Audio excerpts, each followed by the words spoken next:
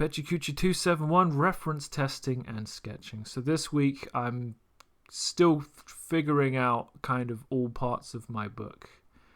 As I'm conceptualizing the plot, I'm starting to accrue reference that is relevant for this book. This book is kind of like it's like the pilot.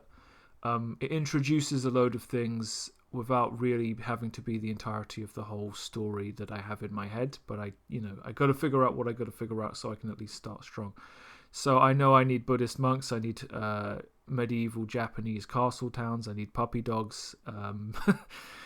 That's the things that I need at first, and then I have to figure out, based on all of the stuff out there in the world I've seen that's giving me my inspiration, what do I want my shit to look like.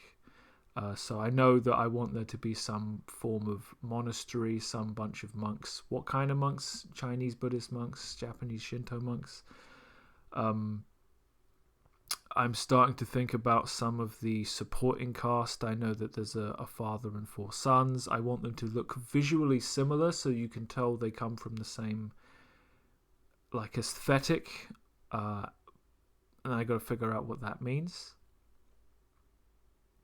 And then I was also looking at some of these Castletown things and just thinking, well, can I just take these random images I have and then say, okay, just draw the front gate. Draw the front gate of a castle.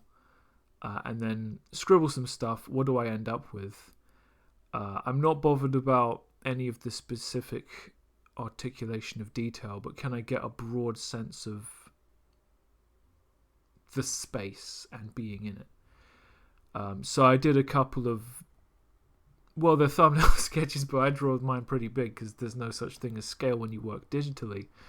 And I think, based on the limited stuff I have and my poor understanding of the architecture, this is definitely doable. It's just about getting a better sense of these things.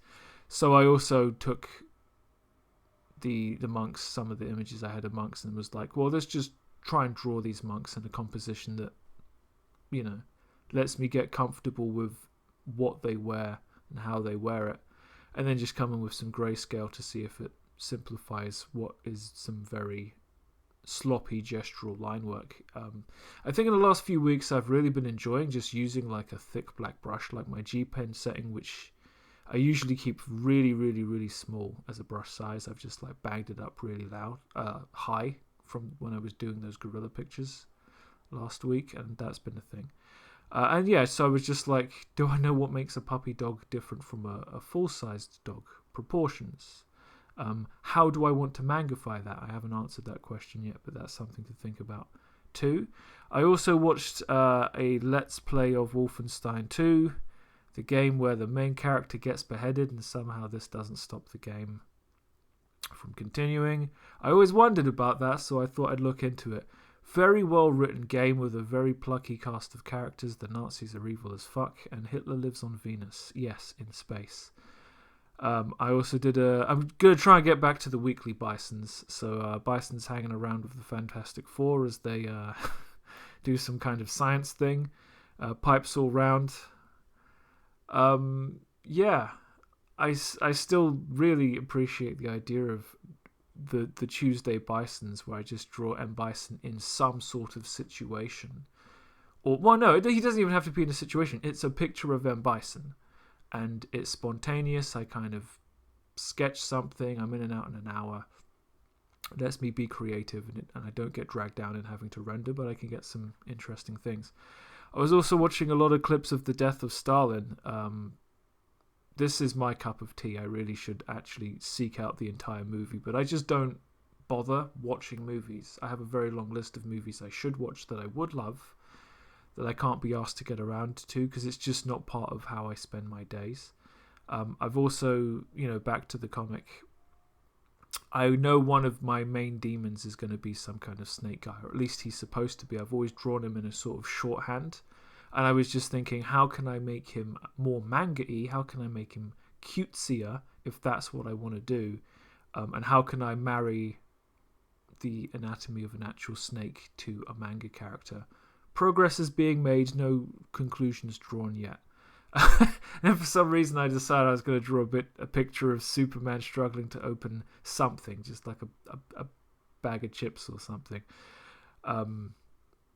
he's not as hench as was supposed to be in my head. He was supposed to be literally bursting like at the seams with his ridiculously large muscles, sweating profusely with veins everywhere. I'm approaching the ideal in my head, but I think I need 10 more years of experience to really nail it. It's almost supposed to be some kind of gross out picture. I don't know where the idea came from. Those are the best ideas. So I was, really later on in the week just trying to sit down and move the hand. I'm not drawing Superman for any other reason than I'd already drawn some Superman, and I remember that. So I was like, well, let's draw some more. And then I just kind of started drawing, random comic book characters doing weird stuff, and then some cat in a top hat, unless that's a bear.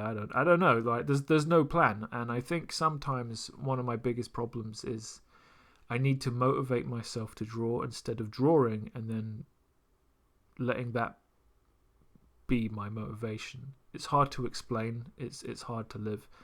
This is another example. I just tried to move my hand, and it ended up turning into some kind of Mega Man bad guy. I don't know what the fuck's going on. But the point is, it's something that was a blank canvas until I decided it wasn't going to be one.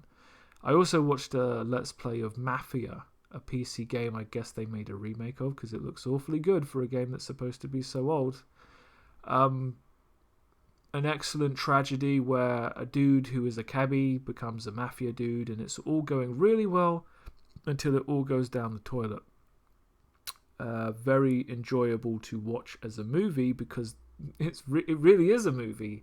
The gameplay gets in the way because I played Mafia 2 and I can say for experience I would have preferred to watch someone else slog through the gameplay than me have to do it myself.